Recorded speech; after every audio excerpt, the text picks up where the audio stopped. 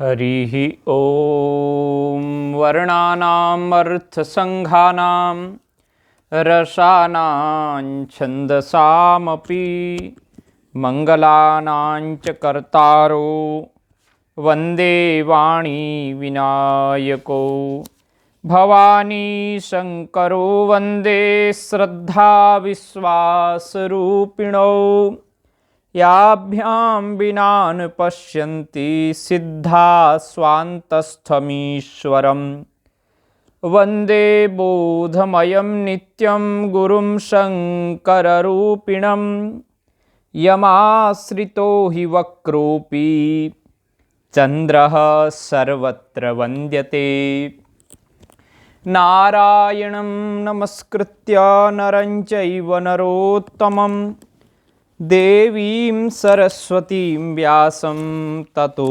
जयमुदीरयेत्। यस्य वेदमयी वाणी यस्य देवमयी तनु यस्य ब्रह्ममयी दृष्टिः स गुरुः पातु मां सदा। भवाब्धिमग्नं दीनं मां समुद्धर भवार्णवात्। कर्मग्राहगृहीताङ्गं दासोऽहं तव शङ्कर। नमो गोभ्यः श्रीमतीभ्यः सौरभेभ्य एव च नमो ब्रह्मसुताभ्यश्च पवित्राभ्यो नमो नमः। आद्यन्तमङ्गलमजात समानभावम् आर्यं तमीशमजरामरमात्मदेवम् पञ्चाननं प्रबलपञ्चविनोदशीलं सम्भावये मनसि शङ्करमम्बिकेशम्। नमामि गङ्गे तव पादपङ्कजं सुरासुरैर्वन्दितदेव्यरूपं मुक्तिं च भुक्तिं च ददासि नित्यं भावानुसारेण सदा नराणाम्।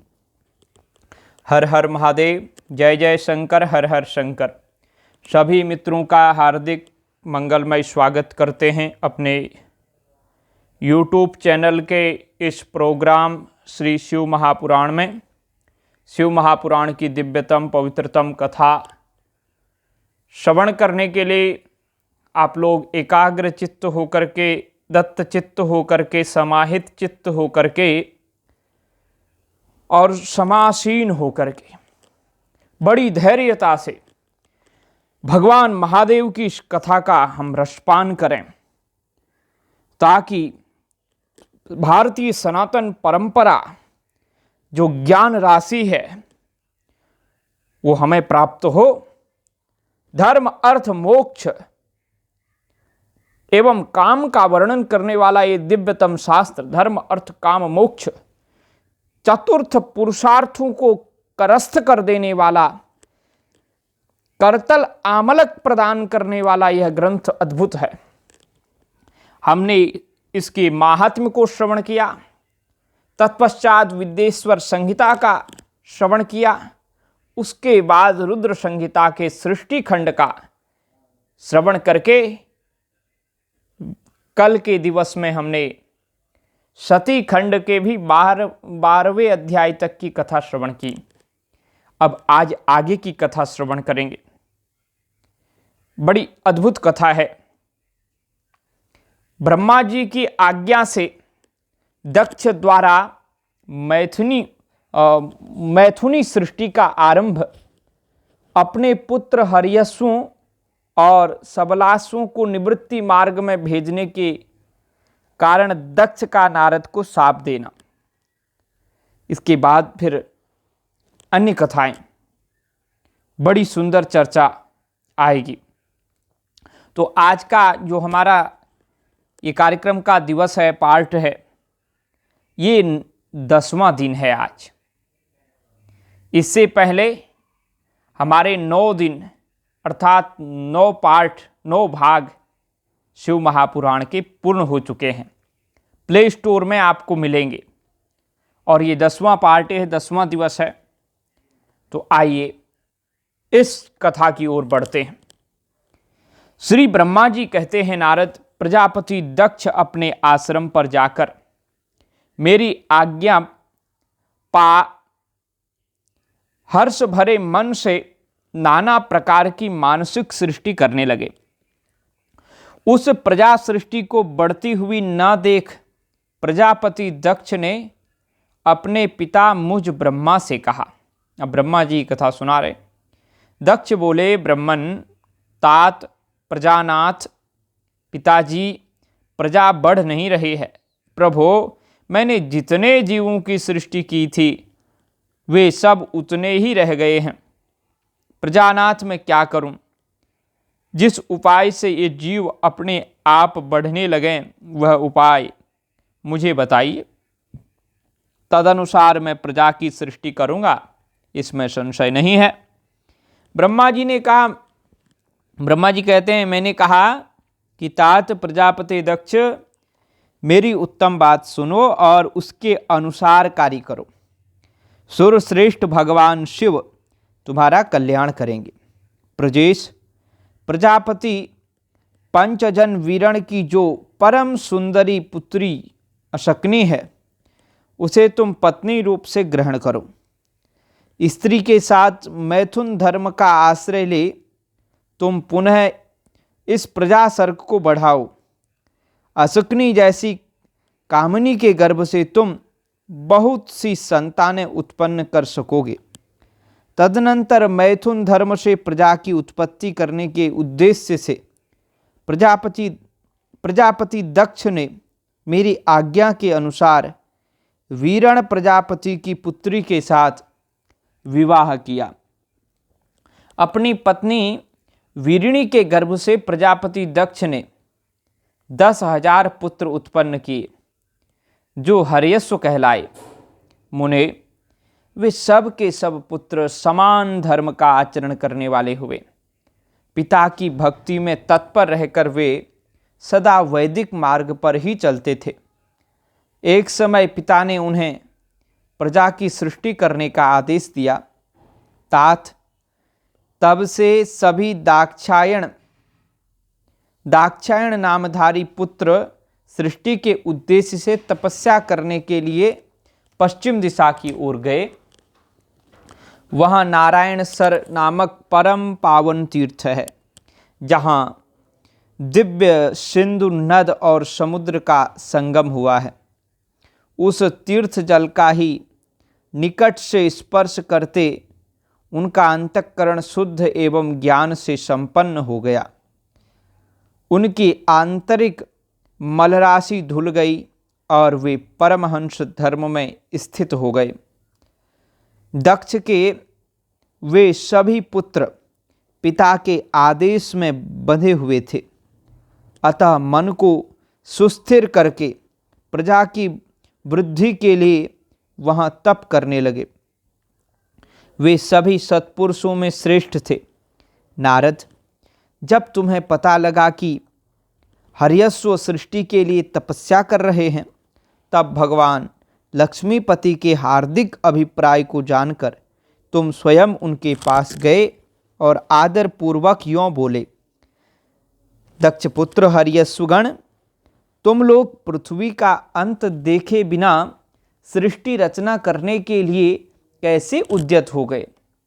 ब्रह्मा जी कहते हैं, नारद, हर्यस्व आलस्य से दूर रहने वाले थे और जन्म काल से ही बड़े बुद्धिमान थे। वे सब के सब तुम्हारा उपर्युक्त कथन सुनकर स्वयं उस पर विचार करने लगे। उन्होंने यह विचार किया कि जो उत्तम शास्त्र रूपी पिता के निवृत्ति परक आदेश को नहीं समझता, वह केवल रज आदि गुणों पर विश्वास करने वाला पुरुष सृष्टि निर्माण का कार्य कैसे आरंभ कर सकता है। ऐसा निश्चय करके वे उत्तम बुद्धि और एकाग्र चित्त वाले दक्ष कुमार नारद को प्रणाम करके और उनकी परिक्रमा करके ऐसे पथ पर चले गए जहाँ जाकर कोई वापस नहीं लौटता है। नारद, तुम भगवान शंकर के मन हो और मुने, तुम समस्त लोकों में अकेले विचरा करते हो। तुम्हारे मन में कोई विकार नहीं है। क्योंकि तुम सदा महेश्वर की मनोवृत्ति के अनुसार ही कार्य करते हो। जब बहुत समय बीत गया तब मेरे पुत्र प्रजापति दक्ष को यह पता लगा कि मेरे सभी पुत्र नारद से शिक्षा पाकर नष्ट हो गए, मेरे हाथ से निकल गए। इससे उन्हें बड़ा दुख हुआ। वे बार बार कहने लगे, उत्तम संतानों का पिता होना शोक का ही स्थान है, क्योंकि श्रेष्ठ पुत्रों के बिछुड़ जाने से पिता को बड़ा कष्ट होता है। शिवजी की माया से मोहित होने से दक्ष को पुत्र वियोग के कारण बहुत शोक होने लगा। तब मैंने आकर अपने बेटे दक्ष को बड़े प्रेम से समझाया और शांत बना दी। दैव का विधान प्रबल होता है नारद, इत्यादि बातें बताकर उनके मन को शांत किया मैंने। मेरे सांत्वना देने पर दक्ष पुनः पंचजन कन्या असकनी के गर्भ से सबलाश्व नाम के 1,000 पुत्र उत्पन्न किए। पिता का आदेश पाकर वे पुत्र भी प्रजा सृष्टि के लिए दृढ़तापूर्वक प्रतिज्ञा पालन का नियम ले उसी स्थान पर गए जहां उनकी सिद्धि को प्राप्त हुए बड़े भाई गए थे।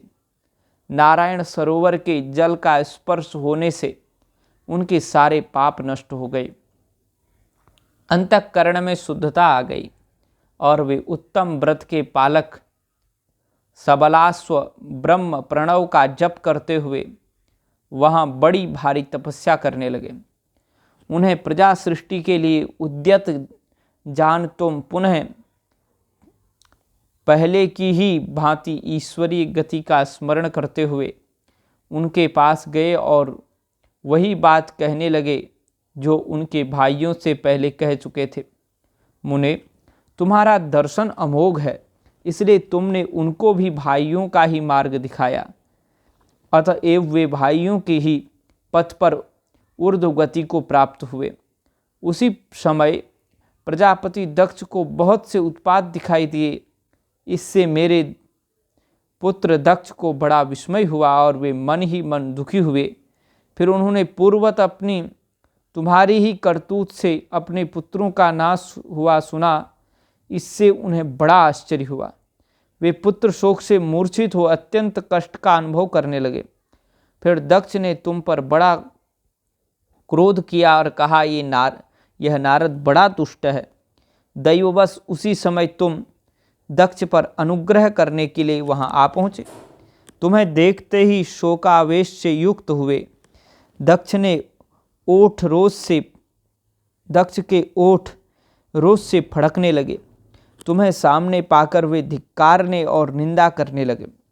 दक्ष ने कहा, ओ नीच, तुमने यह क्या किया?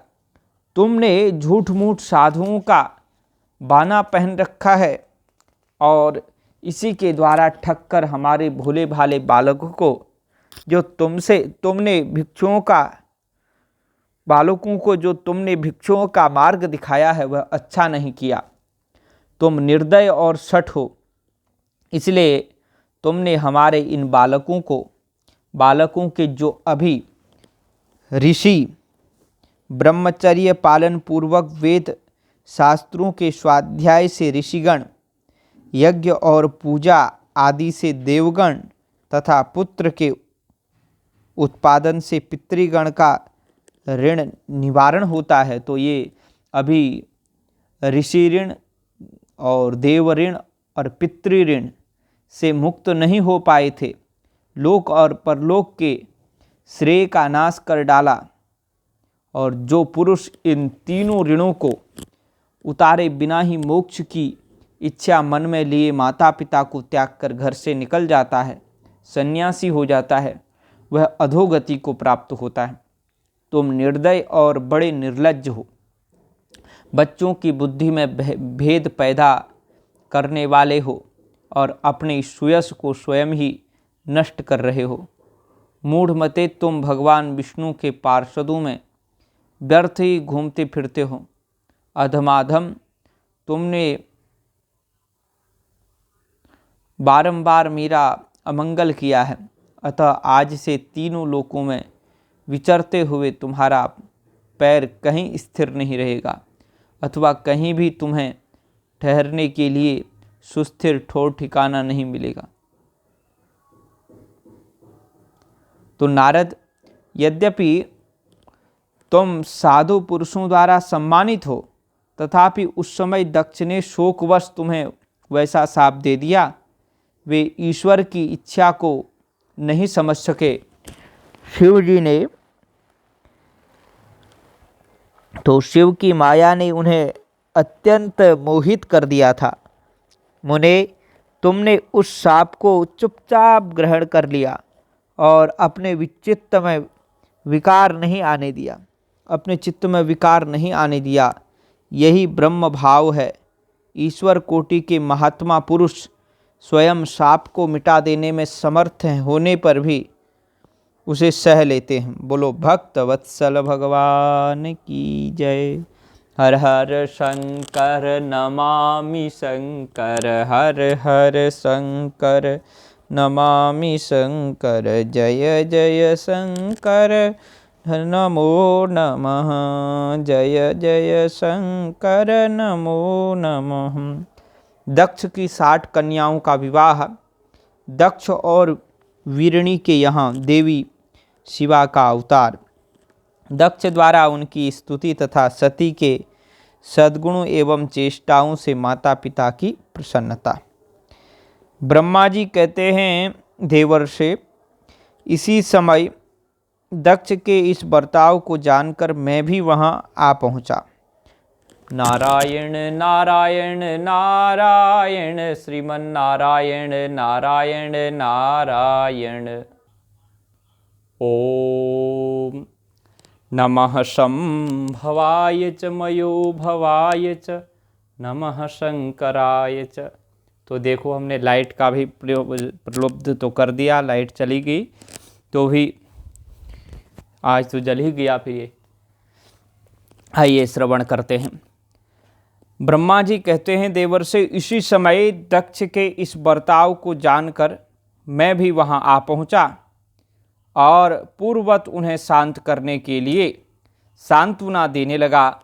तुम्हारी प्रसन्नता को बढ़ाते हुए मैंने दक्ष के साथ तुम्हारा सुंदर स्नेहपूर्ण संबंध स्थापित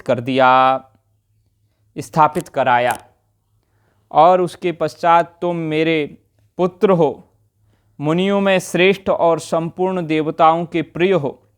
अतः बड़े प्रेम से तुम्हें आश्वासन देकर मैं फिर अपने स्थान पर आ गया। तदनंतर प्रजापति दक्ष ने मेरी अनुनय के अनुसार अपनी पत्नी के गर्भ से 60 सुंदरी कन्याओं को जन्म दिया और आलस्य रहित हो धर्म आदि के साथ उन सब का विवाह कर दिया। मुनीश्वर, मैं उसी प्रसंग को बड़े प्रेम से कह रहा हूँ, तुम श्रवण करो, सुनो। मुने, दक्ष ने अपनी 10 कन्याएं विधि पूर्वक धर्म को ब्याह दी। 13 कन्याएं कश्यप मुनि को दी और 27 कन्याओं का विवाह चंद्रमा के साथ कर दिया। तो भूत या ब्रह्मपुत्र अंगिरा तथा कृशासु को उन्होंने 2-2 कन्याएं दी और शेष 4 कन्याओं का विवाह तारक्ष या अरिष्टिनेमि के साथ कर दिया। इन सबकी संतान परंपराओं से तीनों लोग भरे पड़े हैं। अतः विस्तार भय से उसका वर्णन नहीं किया जाता है। कुछ लोग शिवा या सती को दक्ष की ज्येष्ठ पुत्री बताते हैं, दूसरे लोग उन्हें मझली पुत्री कहते हैं तथा कुछ अन्य लोग सबसे छोटी पुत्री मानते हैं। कल्पभेद से तीनों मत ठीक हैं। पुत्र और पुत्रियों की उत्पत्ति के पश्चात पत्नी सहित प्रजापति दक्ष ने बड़े प्रेम से मन ही मन जगदम्बिका का ध्यान किया। साथ ही गदगद वाणी से प्रेम पूर्वक उनकी स्तुति भी की। बारंबार अंजलि बांधकर नमस्कार करके वे विनीत भाव से देवी को मस्तक झुकाते थे और इससे देवी शिवा संतुष्ट हुई। उन्होंने अपने प्रण की पूर्ति के लिए मन ही मन यह विचार किया कि अब मैं वीरिणी के गर्भ से अवतार लूं। हर हर महादेव। लाइट भी आ गई। तो ऐसा विचार कर वे जगदम्बा दक्ष के हृदय में निवास करने लगी। मुनिश्रेष्ठ, उस समय दक्ष की बड़ी शोभा होने लगे। फिर उत्तम मुहूर्त देखकर दक्ष ने अपनी पत्नी में प्रसन्नता पूर्वक गर्भाधान किया। तब दयालु शिवा दक्ष पत्नी के चित्त में निवास करने लगी। उनमें गर्भधारण के सभी चिन्ह प्रकट हो गए। और हे तात, उस अवस्था में वीरिणी की शोभा बढ़ गई और उसके चित्त में अधिक हर्ष छा गया, प्रकाश छा गया। भगवती शिवा के निवास के प्रभाव से वीरिणी महामंगल रूपिणी हो गई। दक्ष ने अपने कुल संप्रदाय, वेद ज्ञान और हार्दिक उत्साह के अनुसार प्रसन्नता पूर्वक पुंसवन आदि संस्कार संबंधी जो श्रेष्ठ क्रियाएं हैं संपन्न की। उन कर्मों के अनुष्ठान के समय महान उत्सव हुआ। प्रजापति ने ब्राह्मणों को उनकी इच्छा के अनुसार धन दिया। उस अवसर पर वीरिणी के गर्भ में देवी का निवास हुआ। जानकर श्री विष्णु आदि सब देवताओं को बड़ी प्रसन्नता हुई। उन सब ने वहाँ आकर जगदम्बा का स्तवन किया और समस्त लोगों का उपकार करने वाली देवी शिवा को बारंबार प्रणाम किया। वे सब देवता प्रसन्न चित्त हो दक्ष प्रजापति तथा वीरिणी की भूरी भूरी प्रशंसा करके अपने अपने स्थान को लौट गए। नारद जब 9 महीने बीत गए तब लौकिक गति का निर्वाह कराकर 10वें महीने के पूर्ण होने पर चंद्रमा आदि ग्रहों तथा ताराओं की अनुकूलता से युक्त सुखद मुहूर्त में देवी शिवा शीघ्र ही अपनी माता के सामने प्रकट हुई। उनके अवतार लेते ही प्रजापति दक्ष बड़े प्रसन्न हुए और उन्हें महान तेज से देदीप्यमान देख उनके मन में यह विश्वास हो गया कि साक्षात वे शिवा देवी ही मेरी पुत्री के रूप में प्रकट हुई हैं। उस समय आकाश से फूलों की वर्षा होने लगी और मेघ जल बरसाने लगे। मुनीश्वर सती के जन्म लेते ही संपूर्ण दिशाओं में तत्काल शांति छा गई। देवता आकाश में खड़े हो मांगलिक बाजे बजाने लगे। अग्निशालाओं की बुझी हुई अग्नियां सहसा प्रज्वलित हो उठी और सब कुछ परम मंगलमय हो गया। वीरिणी के गर्भ से साक्षात जगदम्बा को प्रकट हुई देख दक्ष ने दोनों हाथ जोड़कर नमस्कार किया और बड़े भक्ति भाव से उनकी बड़ी स्तुति की। बुद्धिमान दक्ष के स्तुति करने पर जगन्माता शिवा उस समय दक्ष से इस प्रकार बोली जिससे माता वीरिणी ना सुन सके। देवी बोली, प्रजापते, तुमने पहले पुत्री रूप में मुझे प्राप्त करने के लिए मेरी आराधना की थी। तुम्हारा वह मनोरथ आज सिद्ध हो गया। अब तुम उस तपस्या के फल को ग्रहण करो। उस समय दक्ष से ऐसा कहकर देवी ने अपनी माया से शिशु रूप धारण कर लिया और शैशव भाव को प्रकट करती हुई वे वहाँ रोने लगी। उस बालिका का रोदन सुनकर सभी स्त्रियां और दासियां बड़े वेग से प्रसन्नतापूर्वक वहां आ पहुंची। असिकनी की पुत्री का अलौकिक रूप देखकर उन सभी स्त्रियों को बड़ा हर्ष हुआ। नगर के सब लोग उस समय जय जयकार करने लगे। गीत और वाद्यों के साथ बड़ा भारी उत्सव होने लगा।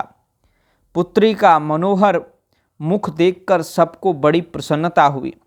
दक्ष ने वैदिक और कुलोचित आचार का विधि पूर्वक अनुष्ठान किया, ब्राह्मणों को दान दिया और दूसरों को भी धन बांटा। सब ओर यथोचित गान और नृत्य होने लगे। भांति भांति के मंगल कृत्यों के साथ बहुत से बाजे बजने लगे।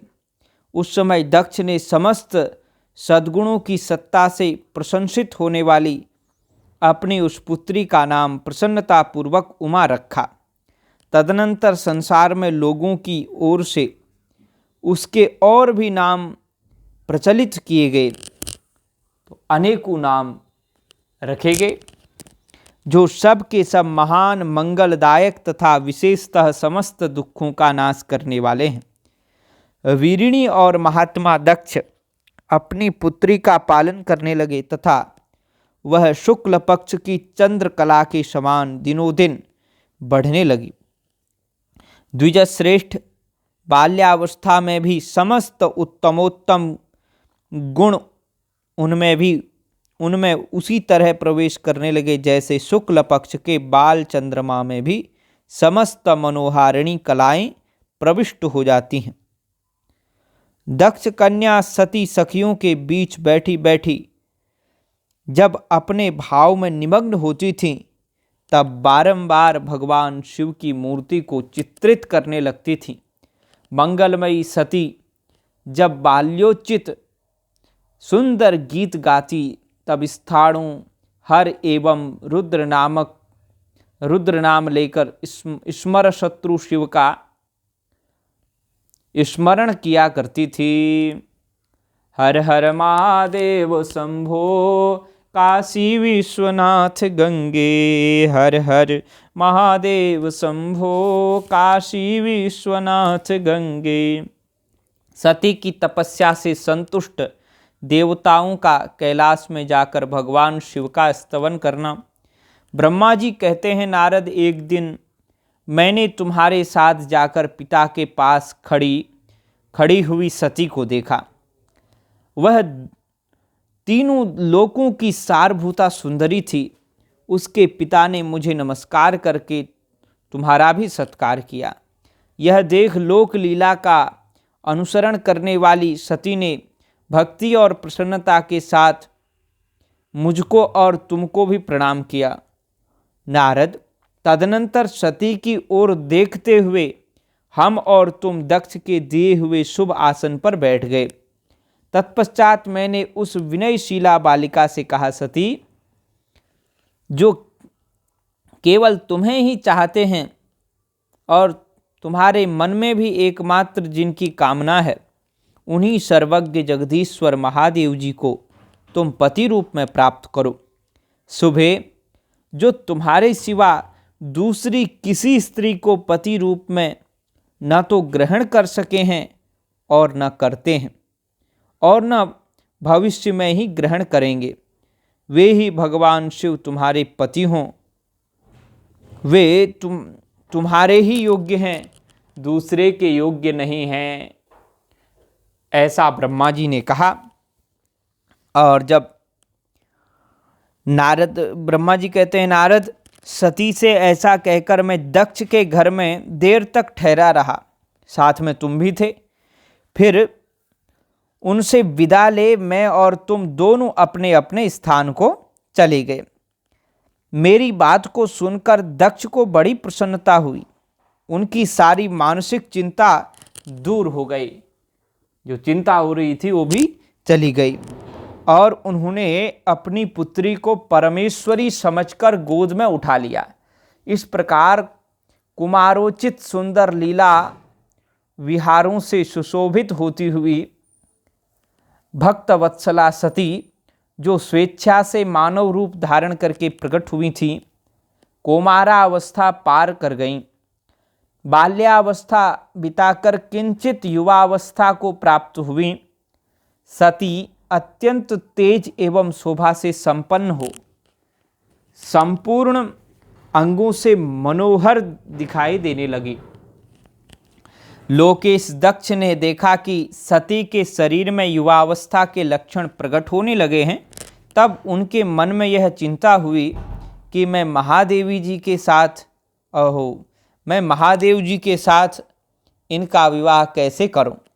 सती स्वयं भी महादेव जी को पाने की प्रतिदिन अभिलाषा रखती थीं। अतः पिता के मनोभाव को समझकर वे माता के निकट गईं। विशाल बुद्धि वाली सती रूपिणी परमेश्वरी शिवा ने अपनी माता वीरिणी से भगवान शंकर की प्रसन्नता के निमित्त तपस्या करने के लिए आज्ञा मांगी। माता की आज्ञा मिल गई।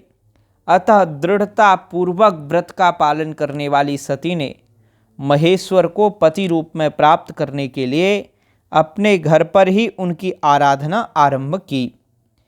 आश्विन मास में नंदा प्रतिपदा, षष्ठी और एकादशी तिथि में, इनको नंदा बोलते हैं, तो इन तिथियों में उन्होंने भक्ति पूर्वक गुड़, भात और नमक चढ़ाकर भगवान शिव का पूजन किया और उन्हें नमस्कार करके उसी नियम के साथ उस मास को व्यतीत किया। कार्तिक मास की चतुर्दशी को सजाकर रखे हुए मालपुओं और खीर से परमेश्वर शिव की आराधना करके वे निरंतर उनका चिंतन करने लगे। मार्गशीर्ष मास के कृष्ण पक्ष की अष्टमी तिथि को तिल, जौ और चावल से हर की पूजा करके ज्योतिर्मय दीप दिखाकर अथवा आरती करके सती दिन बिताती थी। पौष मास के शुक्ल पक्ष की सप्तमी को रात भर जागरण करके प्रातःकाल खिचड़ी का नैवेद्य लगा वे शिव की पूजा करती थी। माघ की पूर्णिमा को रात में जागरण करके सवेरे नदी में नहाती और गीले वस्त्र से ही तट पर बैठकर भगवान शंकर की पूजा करती थी। फाल्गुन मास के कृष्ण पक्ष की चतुर्दशी तिथि को रात में जागरण करके उस रात्रि के चारों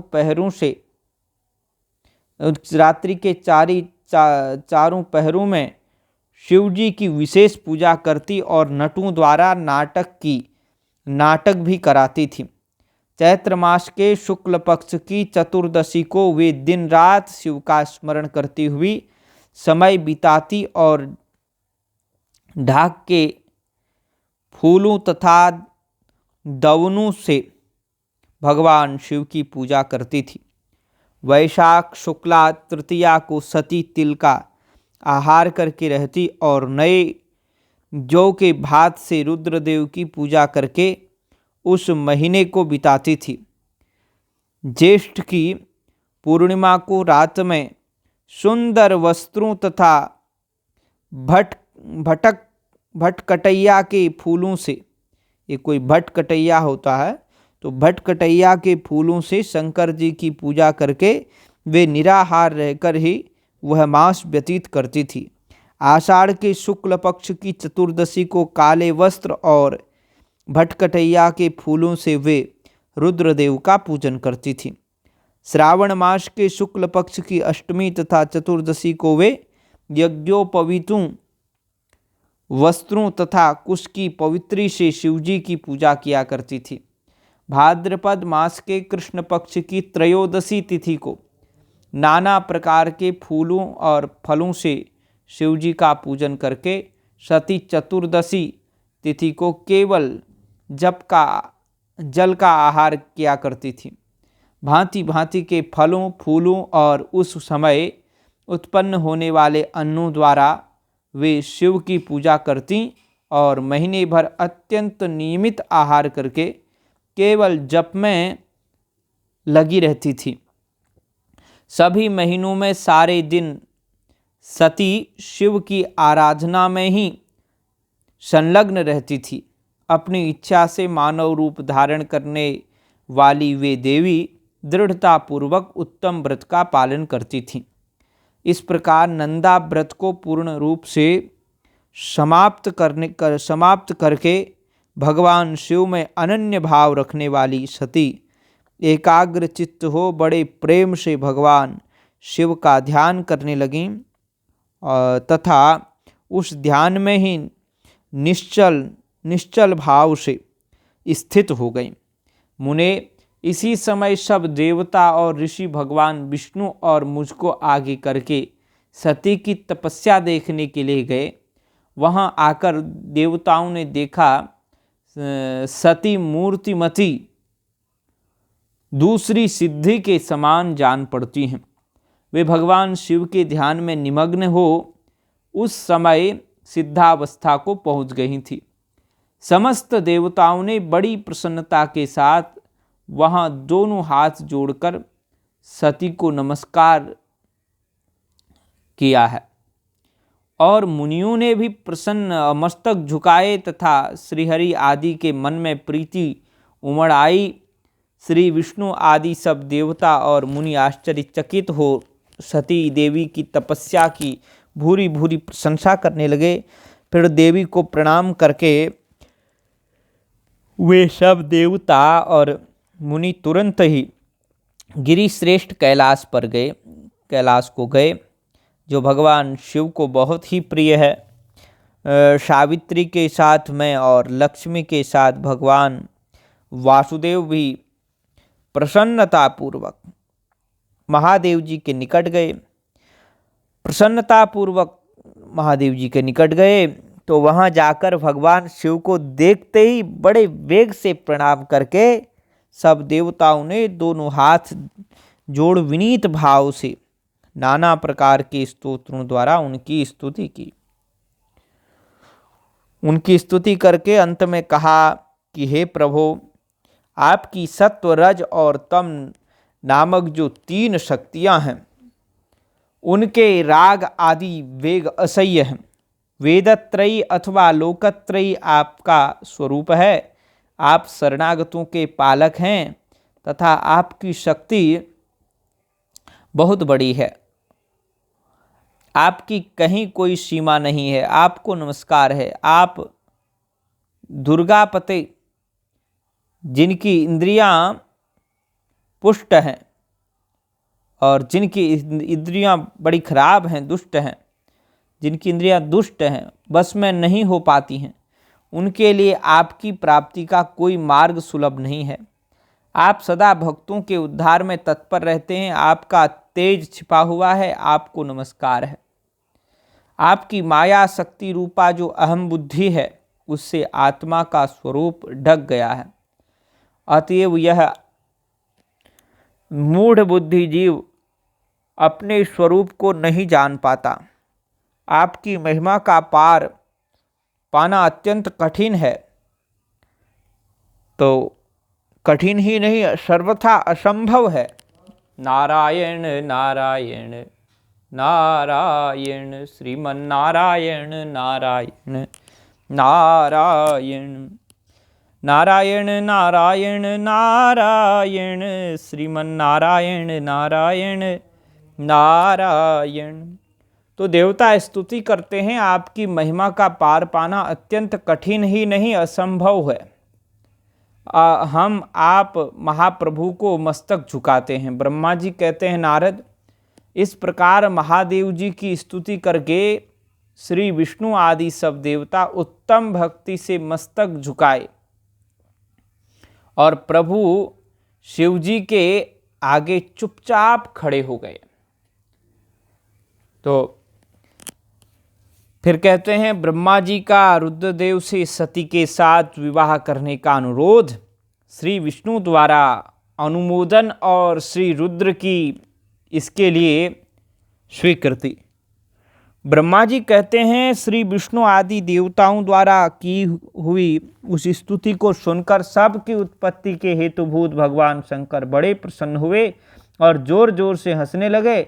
मुझ ब्रह्मा और विष्णु को अपनी अपनी पत्नी के साथ आया हुआ देख महादेव जी ने हम लोगों से यथोचित वार्तालाप किया और हमारे आगमन का कारण पूछा। रुद्र बोले, हे हरे, हे विद्ये, हे विधे तथा हे देवताओं तथा और हे महर्षियों, आज निर्भय होकर यहाँ आप अपने आने का ठीक ठीक कारण बताओ। तुम लोग किस लिए यहाँ आए हो और कौन सा कार्य आ पड़ा है, वह सब मैं सुनना चाहता हूँ, क्योंकि तुम्हारे द्वारा की गई स्तुति से मेरा मन बहुत प्रसन्न है। हे मुने, महादेव जी के इस प्रकार पूछने पर भगवान विष्णु की आज्ञा से मैंने वार्तालाप आरंभ किया। मुझ ब्रह्मा ने कहा, ब्रह्मा जी कहते हैं नारद, हे देवदेव, हे महादेव, हे करुणा सागर, हे प्रभो, हम दोनों इन देवताओं और ऋषियों के साथ जिस उद्देश्य से यहाँ आए हैं उसे सुनिए। वृषभध्वज, विशेषतः आपके ही लिए हमारा यहाँ आगमन हुआ है, क्योंकि हम तीनों सहार्थी हैं। सृष्टि चक्र के संचालन रूप प्रयोजन की सिद्धि के लिए एक दूसरे के हम सहायक हैं। सहार्थी को सदा परस्पर यथा योग्य सहयोग करना चाहिए, अन्यथा यह जगत टिक नहीं सकता।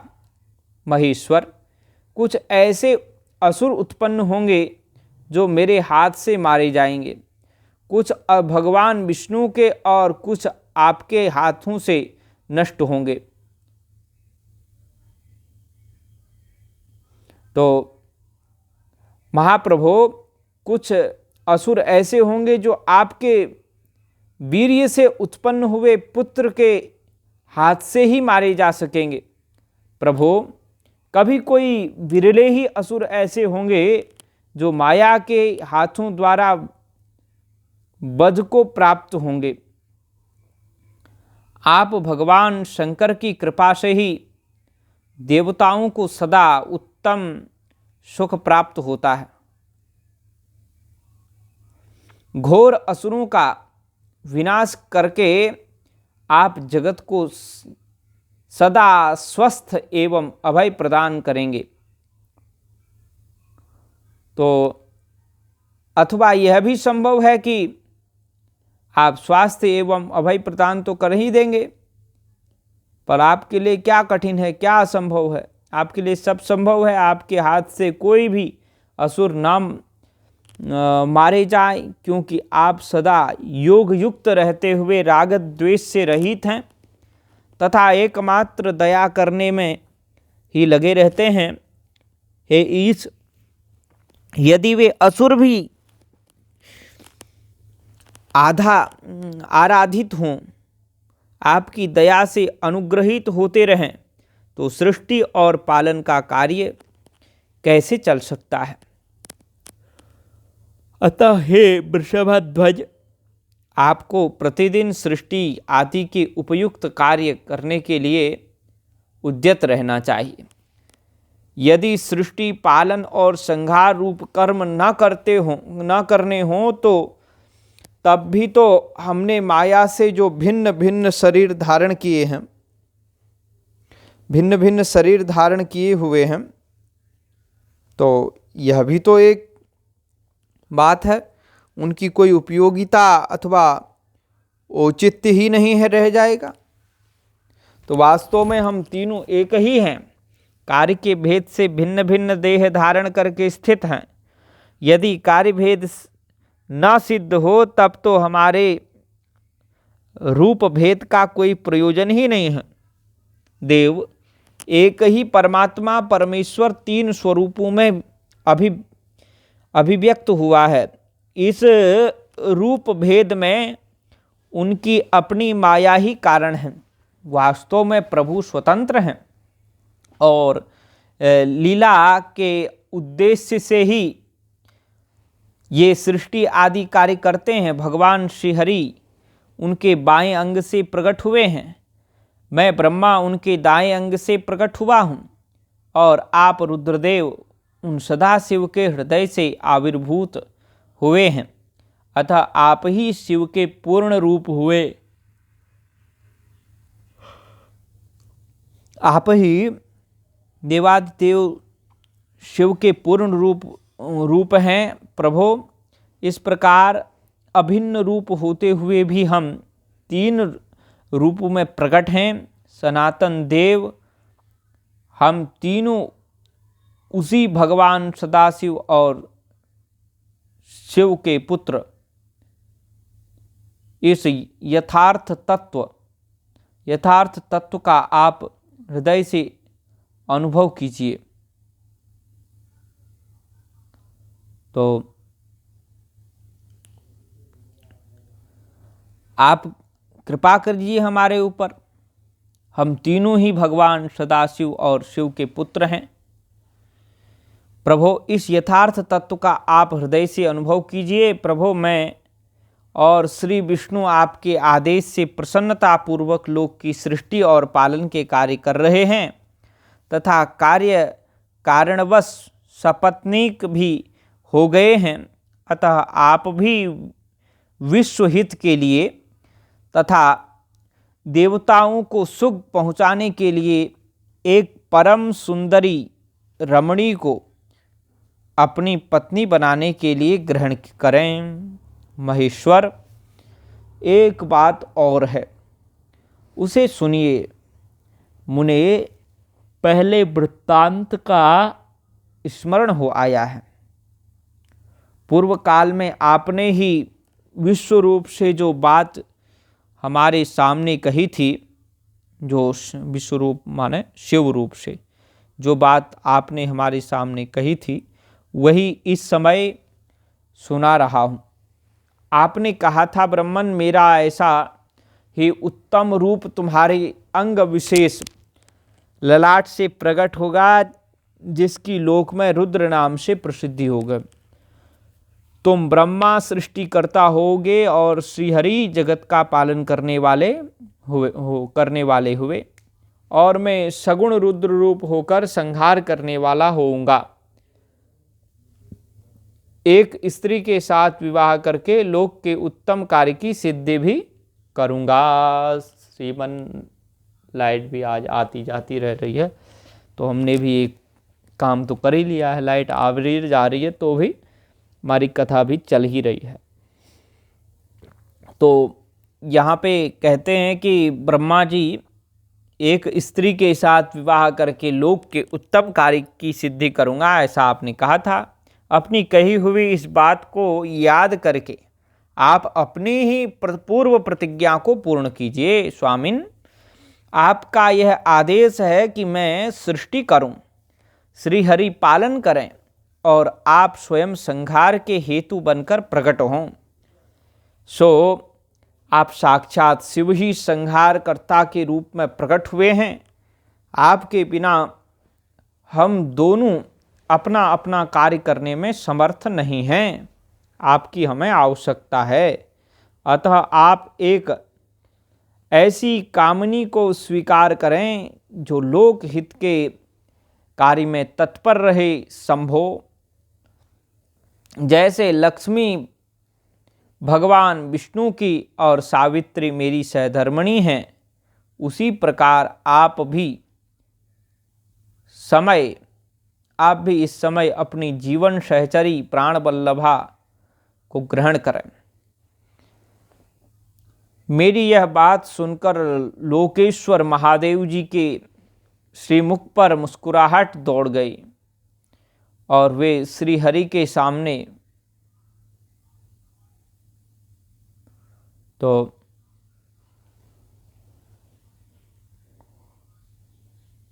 हमारी सहचरी हमारे साथ है, आपकी सहचरी भी आपके साथ होनी चाहिए। तो उसी प्रकार आप इस समय अपनी जीवन सहचरी प्राण वल्लभा को ग्रहण करें। ब्रह्मा जी कहते हैं, मेरी यह बात को सुनकर लोकेश्वर महादेव जी के मुख पर मुस्कुराहट दौड़ गई और वे श्रीहरि के सामने मुझसे इस प्रकार बोले।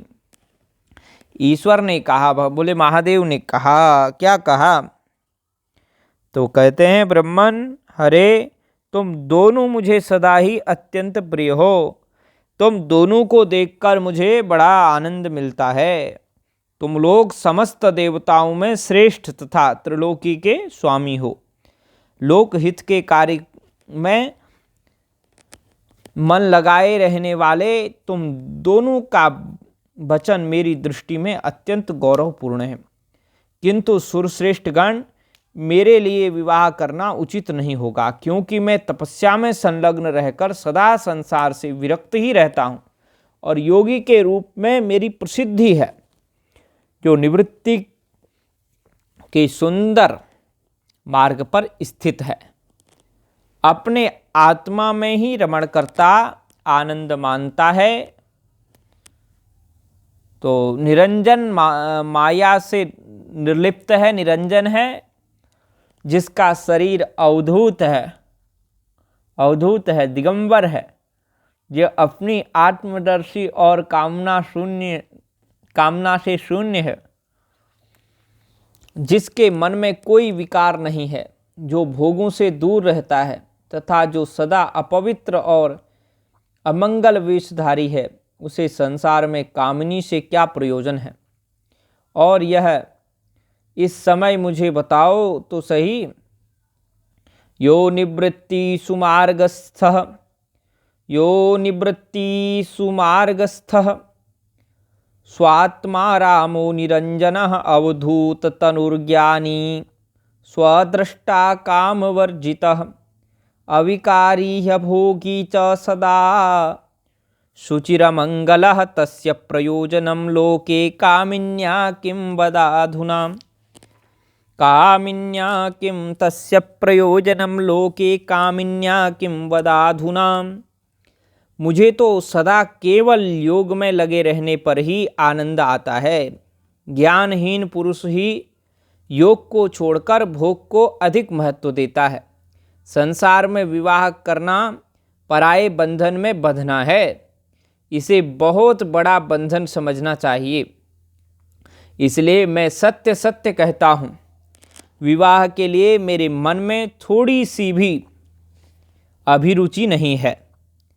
आत्मा ही अपना उत्तम अर्थ या स्वार्थ है, उसका भली भांति चिंतन करने के कारण मेरी लौकिक स्वार्थ में प्रवृत्ति नहीं होती। तथापि जगत के हित के लिए तुमने जो कुछ कहा है उसे मैं करूँगा।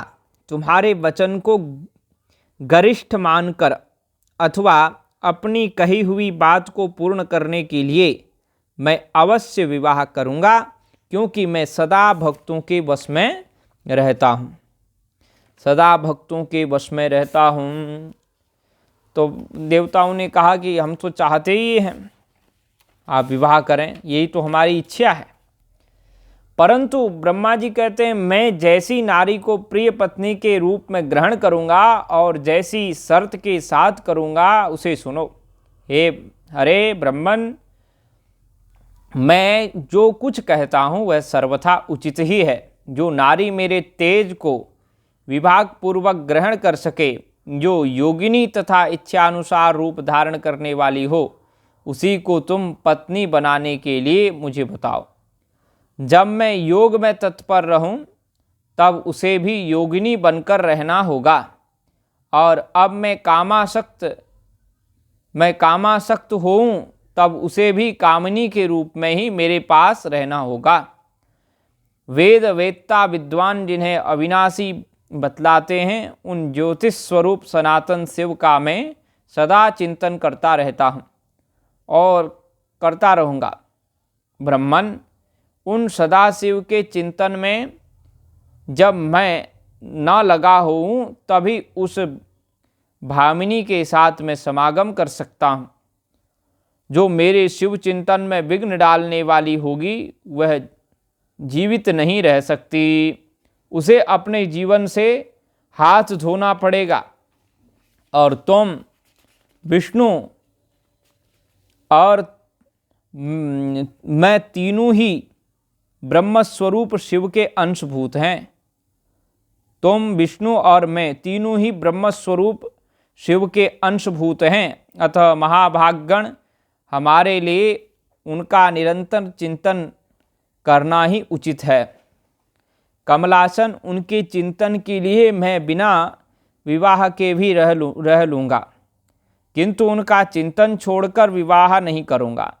अतः तुम मुझे ऐसी पत्नी प्रदान करो जो सदा मेरे कर्म के अनुकूल चल सके। और ब्राह्मण, उसमें भी मेरी एक और शर्त है, उसे भी तुम ध्यान पूर्वक सुनो।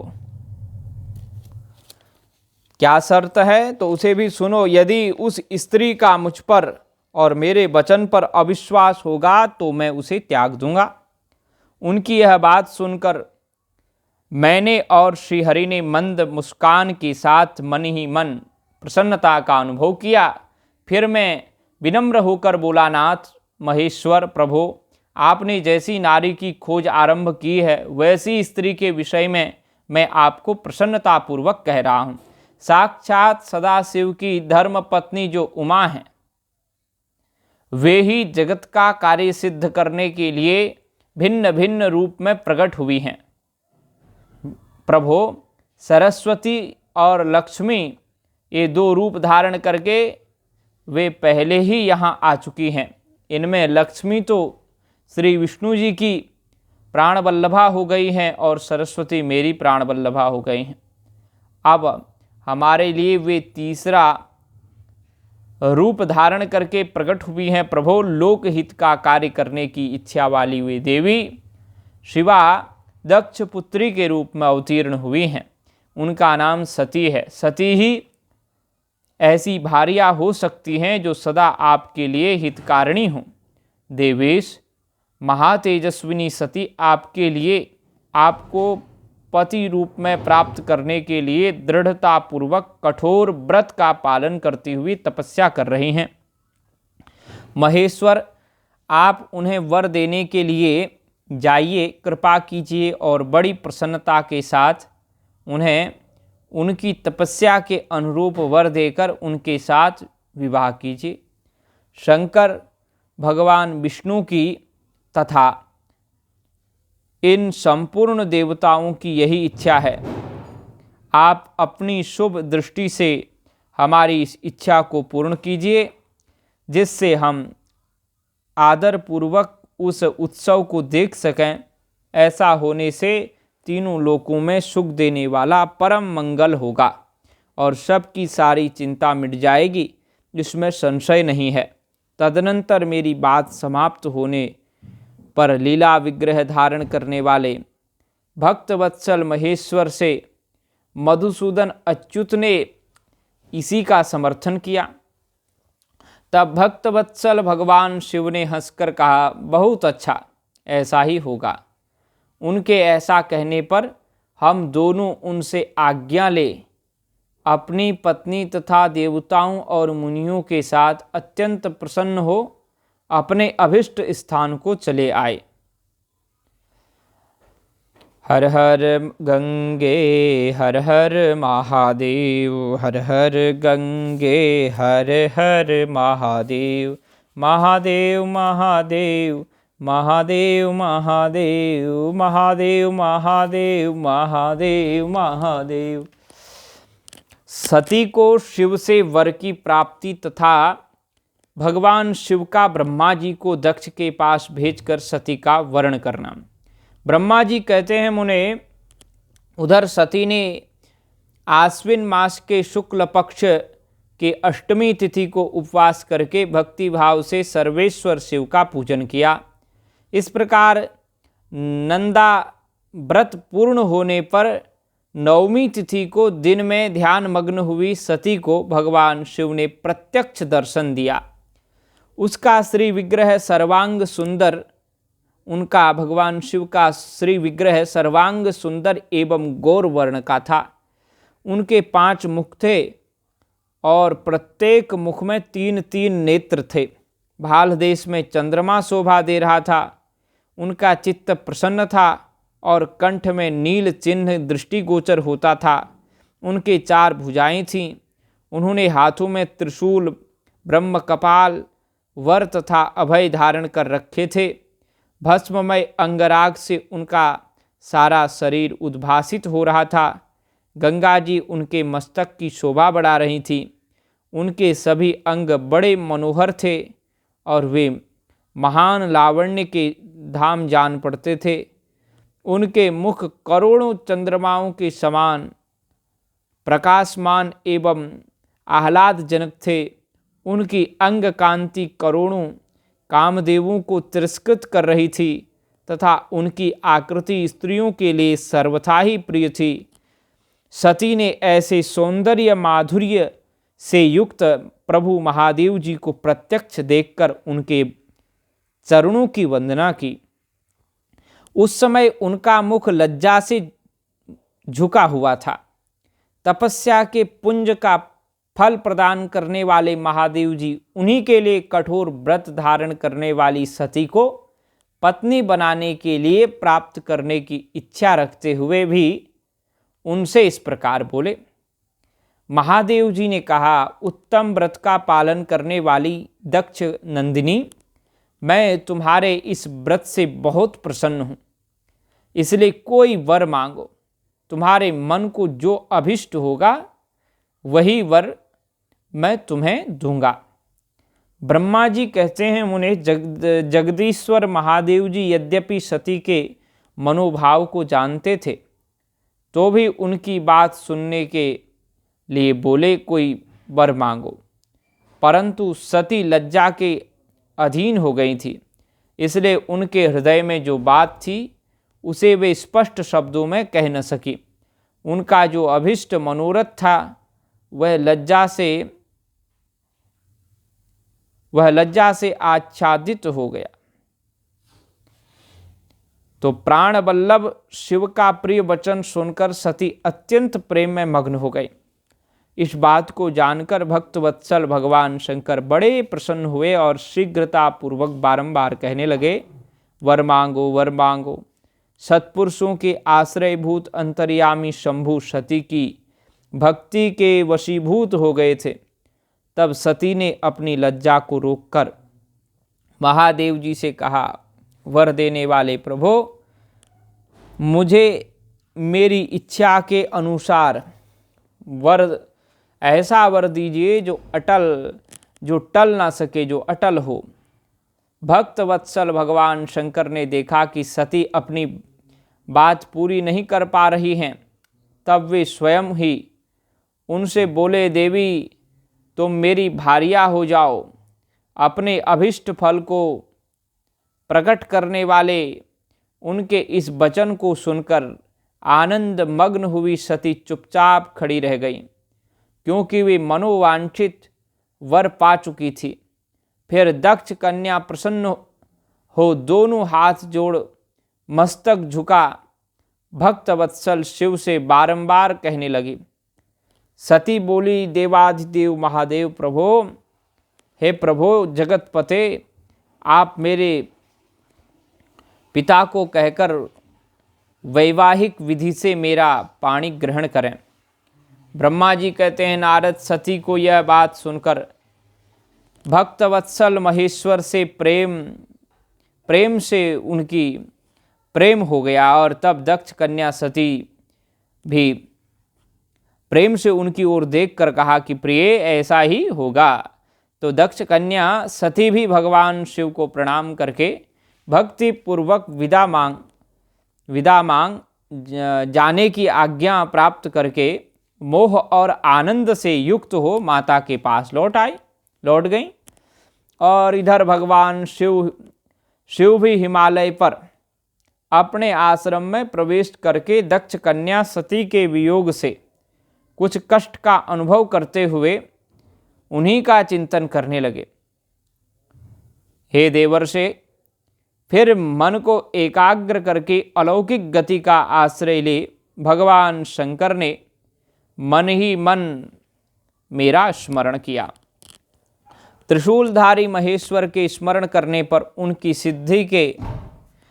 सिद्धि से प्रेरित होकर के मैं तुरंत ही उनके सामने जा खड़ा हुआ।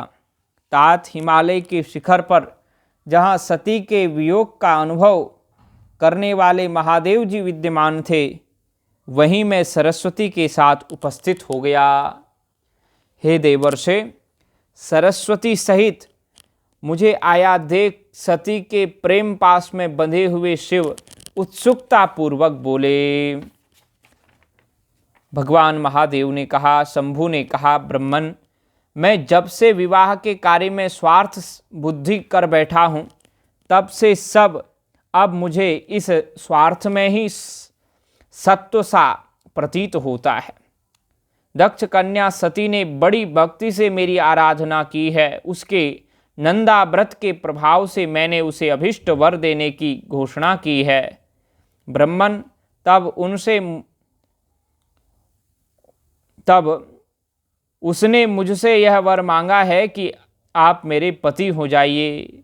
यह सुनकर सर्वथा संतुष्ट हो मैंने भी कह दिया है कि तुम मेरी पत्नी हो जाओ। तब दाक्षायणी सती मुझसे बोली, जगतपते, आप मेरे पिता को सूचित करके वैवाहिक विधि से मुझे ग्रहण करें। ब्रह्मन, उसकी भक्ति से संतोष होने के कारण मैंने उसका वह अनुरोध भी स्वीकार कर लिया है। विधातः तब सती अपनी माता के घर चली गई और मैं यहाँ चला आया।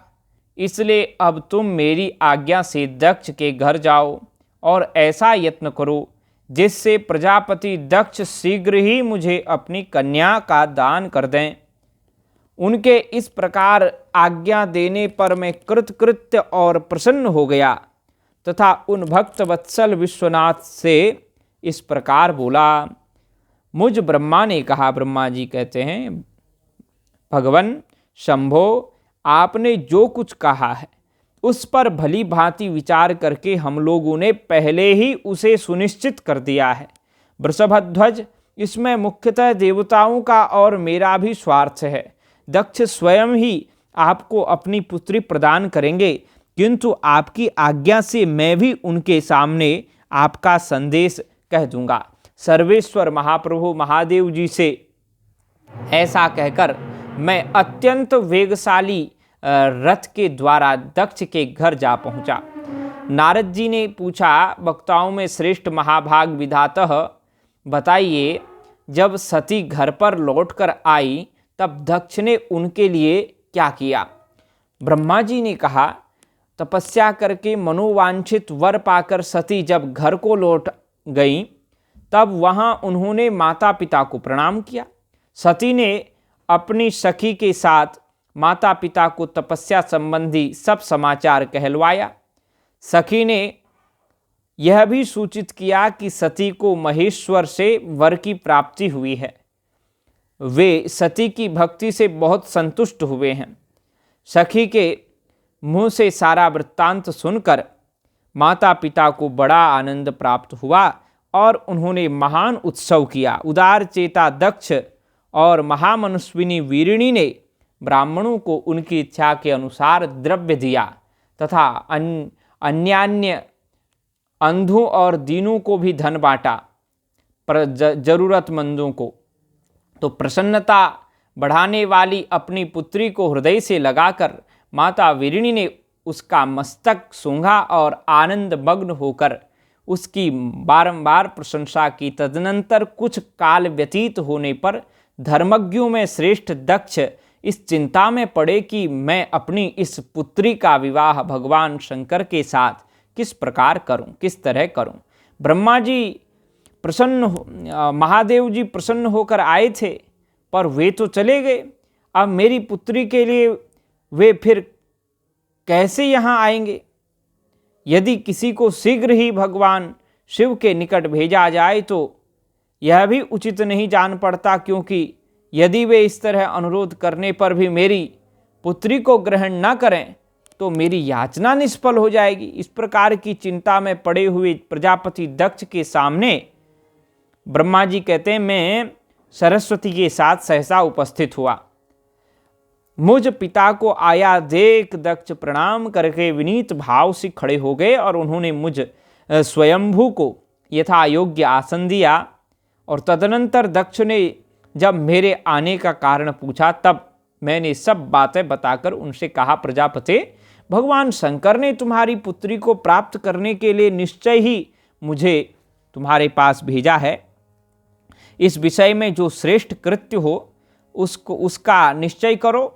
जैसे सती ने नाना प्रकार के भावों से तथा सात्विक व्रत के द्वारा भगवान शिव की आराधना की है, उसी तरह वे भी सती की आराधना करते हैं। इसलिए दक्ष भगवान शिव के लिए ही संकल्पित एवं प्रकट हुई अपनी इस पुत्री को तुम अविलंब उनकी सेवा में सौंप दो, इससे तुम कृतकृत्य हो जाओगे। मैं नारद के साथ जाकर उन्हें तुम्हारे घर ले आऊँगा, फिर तुम उन्हीं के लिए उत्पन्न हुई अपनी यह पुत्री उनके हाथ में दे दो। ब्रह्मा जी कहते हैं, नारद, मेरी यह बात सुनकर मेरे पुत्र दक्ष को बड़ा हर्ष हुआ और वे अत्यंत प्रसन्न होकर के बोले, पिताजी ऐसा ही होगा। मुने, तब मैं अत्यंत हर्षित हो वहाँ से उस स्थान को लौटा जहाँ लोक कल्याण में तत्पर रहने वाले भगवान शिव बड़ी उत्सुकता से मेरी प्रतीक्षा कर रहे थे। नारद, मेरे लौट आने पर स्त्री और पुत्री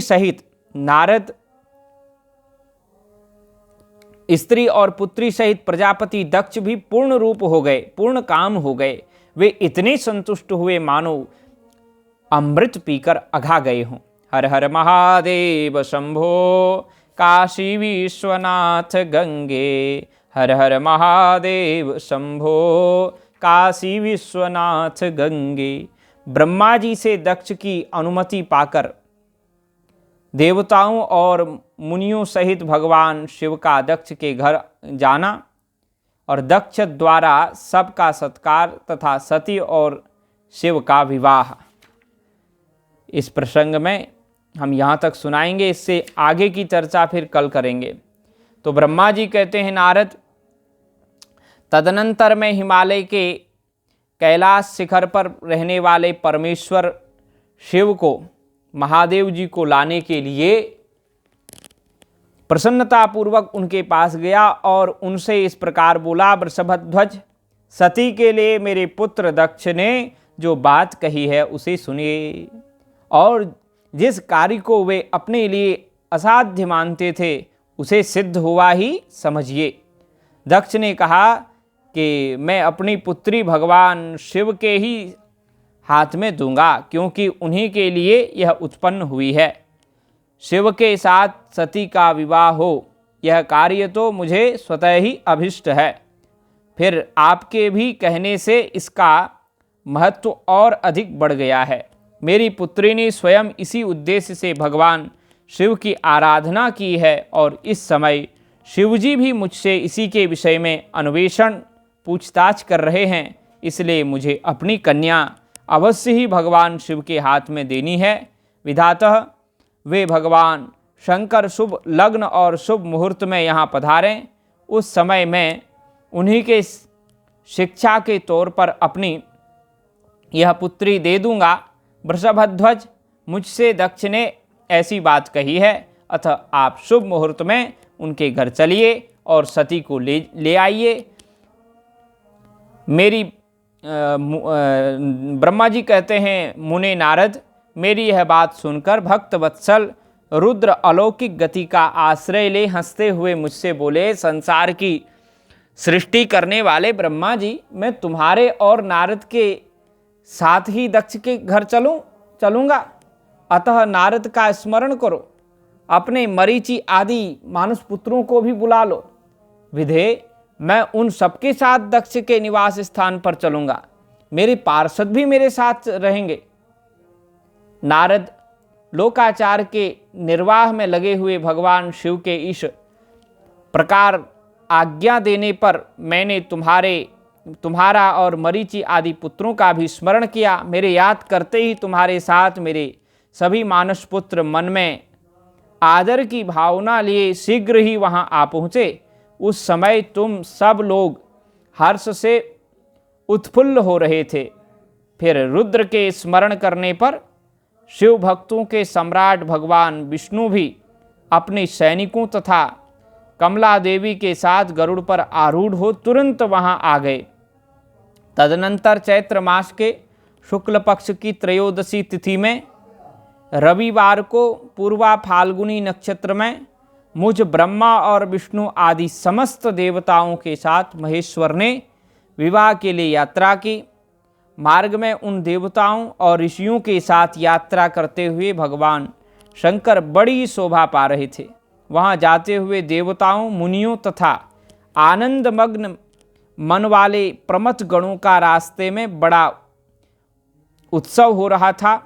भगवान शिव की इच्छा से वृषभ, व्याघ्र, सर्प, जटा और चंद्रकला आदि सब के सब उनके लिए यथायोग्य आभूषण बन गए। तदनंतर वेग से चलने वाले भगवान बलवान बलिवद्र नंदिकेश्वर पर बलिवर्द नंदिकेश्वर पर आरूढ़ हुए। महादेव जी श्री विष्णु आदि देवताओं को साथ लिए क्षण भर में प्रसन्नतापूर्वक दक्ष के घर जा पहुँचे। वहाँ विनीत चित्त से प्रजापति दक्ष समस्त आत्मीय जनों के साथ भगवान शिव की अगवानी के लिए उनके सामने आए।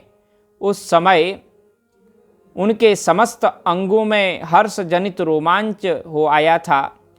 स्वयं दक्ष ने अपने द्वार पर आए हुए समस्त देवताओं का सत्कार किया। वे सब लोग सुरश्रेष्ठ शिव को बिठाकर उनके पार्श्व भाग में स्वयं ही मुनियों के साथ क्रमशः बैठ गए। इसके बाद दक्ष ने मुनियों सहित समस्त देवताओं की परिक्रमा की और उन सब के साथ भगवान शिव को घर के भीतर ले आए। उस समय दक्ष के मन में बड़ी प्रसन्नता थी। उन्होंने सर्वेश्वर शिव को उत्तम आसन देकर स्वयं ही विधि पूर्वक उनका पूजन किया। तत्पश्चात श्री विष्णु का, मेरा, ब्राह्मणों का, देवताओं का और समस्त शिवगणों का भी यथोचित विधि से उत्तम भक्ति भाव के साथ पूजन किया। इस तरह पूजनीय पुरुषों तथा अन्य लोगों सहित उन सब का यथोचित आदर सत्कार करके दक्ष ने मेरे मानस पुत्र मरीचि आदि मुनियों के साथ आवश्यक सलाह की। इसके बाद मेरे पुत्र दक्ष ने मुझ पिता से मेरे चरणों में प्रणाम करके प्रसन्नतापूर्वक कहा, प्रभो आप ही वैवाहिक कार्य कराएं। तब मैं भी हर्ष भरे हृदय से बहुत अच्छा कहकर उठा और वह सारा कार्य कराने लगा। तदनंतर ग्रहों के बल से युक्त शुभ लग्न और मुहूर्त में दक्ष ने हर्षपूर्वक अपनी पुत्री सती का हाथ भगवान शंकर के हाथ में दे दिया। उस समय हर्ष भरे हुए भगवान वृषभध्वज ने भी वैवाहिक विधि से सुंदरी दक्ष कन्या का पाणी ग्रहण किया। फिर मैंने, श्रीहरि ने तथा तुम तथा अन्य मुनियों ने, देवताओं और प्रमथ गणों ने भगवान शिव को प्रणाम किया और सबने नाना प्रकार की स्तुतियों द्वारा उन्हें संतुष्ट किया। उस समय नाच गान के साथ महान उत्सव मनाया गया। समस्त देवताओं और मुनियों को बड़ा आनंद प्राप्त हुआ। भगवान शिव के लिए कन्यादान करके मेरे पुत्र दक्ष कृतार्थ हो गए। शिवा और शिव प्रसन्न हुए तथा सारा संसार मंगल का निकेतन बन गया। हर हर महादेव शंभो काशी विश्वनाथ गंगे। हर हर महादेव शंभो काशी विश्वनाथ गंगे। काशी विश्वनाथ गंगे, काशी अमरनाथ गंगे। हर हर महादेव शंभो काशी विश्वनाथ गंगे। का दुर्गा दुर्गति नाशिनी जय जय, काल विनाशिनी काली जय जय। दुर्गा दुर्गति नाशिनी जय जय, काल विनाशिनी काली जय जय। तो मित्रों, आज की कथा भगवान के श्री चरणार बिंदु में, महादेव जी के श्री युगल चरणार बिंदु में समर्पित करते हैं। आप सब लोगों से निवेदन करते हैं कि वीडियो को लाइक करें, कमेंट करके हर हर महादेव जरूर लिखें, पूरा वीडियो देखें, पूरी कथा सुनें और अपने इष्ट मित्रों को भी जरूर सुनाएं। भगवान देवादिदेव महादेव की आपके ऊपर कृपा बनी रहेगी। अब आगे की चर्चा बाद में करेंगे। हर हर महादेव, जय जय गंगे, हर हर गंगे, नमामि गंगे।